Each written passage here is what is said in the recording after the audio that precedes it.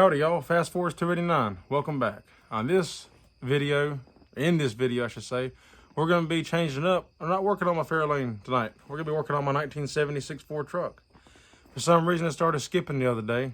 Sad to blue, don't know why. I drove it to work, and on the way to work it just started skipping. So we're going to figure out why. I'm going to show you how to figure out which cylinder you're skipping on, and a good, safe, quick, easy way to figure out which cylinder you're skipping on, and then we'll determine the root cause for it and figure it out and fix it, and we'll be good to go.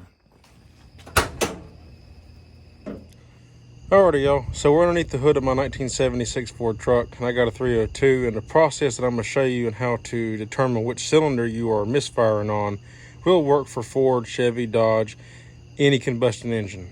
Okay, so we're going to do this. I'm going to show you what I like to do to start with.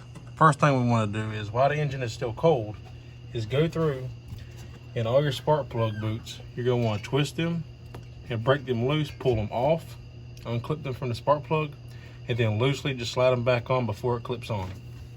Do that to all 8 or 6 or whatever you're working on. I'm going to do it to all 8 spark plugs of mine, and then I can start the truck up, let it run, let it warm up a little bit, so because you always want to check things when it's warm. And then we can pull them off one at a time and see which one is misfiring. So to start with that, that makes it a whole lot easier whenever it's running. So I'm gonna go through and do that, and then we'll get on to the next step. I know it's probably hard to hear, but right now I'm gonna give you an example of what I'm talking about. Whenever you want to look for which cylinder on your motor is skipping, the easy way to find out which cylinder is skipping is like this. Anytime you pull a spark plug wire off, you go through, pull them off one at a time. When you pull it off, you can listen and hear them changing the motor like this. Hear how it kind of bogs down and it's running rough. Put it back, it smooths out. Pull it away, it gets rough and it slows down. But you don't have to go all it, you can just keep close to it. It'll arc. You hear it arcing, it'll make contact. Our problem is cylinder number 2. You watch, pull it away, no change. Put it back on, doesn't change. It's always the same. That's the dead cylinder number 2. But anytime you pull a spark plug wire off, that's what it should do.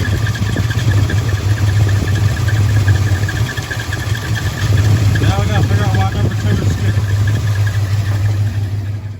So there can be several things that cause a skip on cylinder number 2, or any cylinder for this case, but it could be a bad spark plug wire. But I'm gonna pull the spark plug out first, plug it back into the spark plug wire, crank the truck up, check the spark on it. Good little trick. If you're ever in a tight spot and need to get a spark plug out, or it's just too hot, use a piece of hose. Push over the end of it like so. You can twist it on out.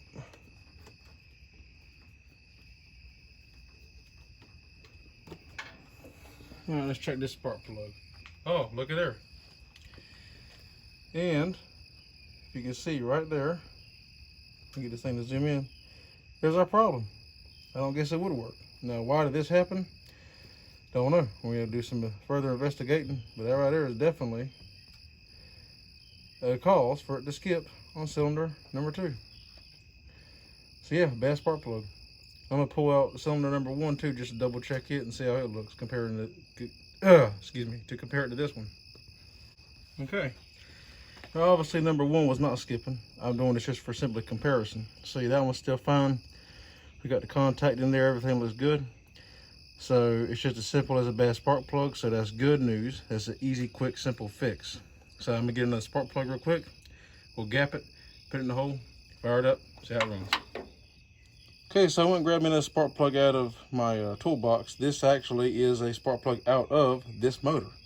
When I rebuilt it the first time, I changed the plugs. When I rebuilt it the second time, even though they were brand new because it broke a piston 6 months later, I pulled it out, rebuilt it again. I just went ahead and bought new spark plugs again, just because I'm kind of picky that way. But these are still good plugs, brand new. So this truck has electronic ignition. Electronic ignition, your spark plug gap needs to be 42 to 46. I always put it somewhere in the middle at 44.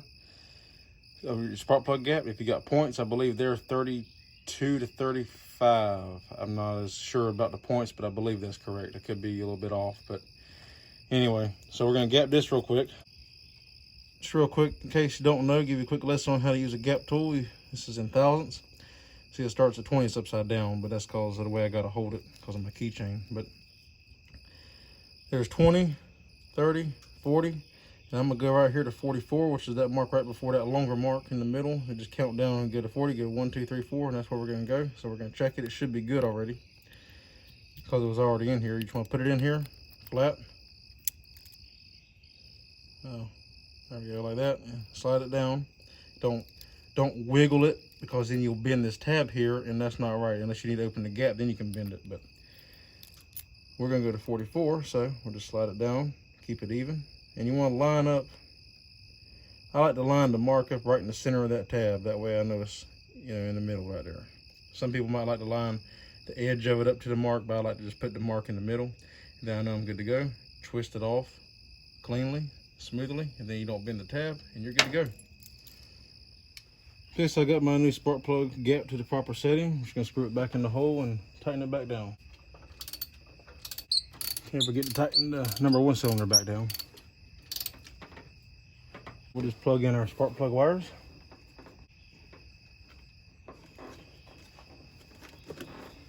Till you hear it click, like that. Good to go. I like to push the boots down too. When you push it in, push the rubber boot down on the spark plug wire a little bit further too, so it seals it properly. Okay, now we can go fire it up, make sure it's running smooth.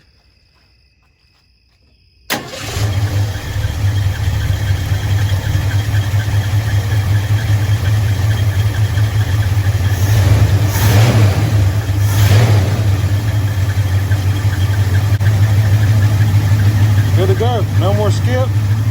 Now it's running like it was. You see the motor shaking a little bit in the cameras because I think I need to tune my carburetor just a little bit. But yeah, we're good to go.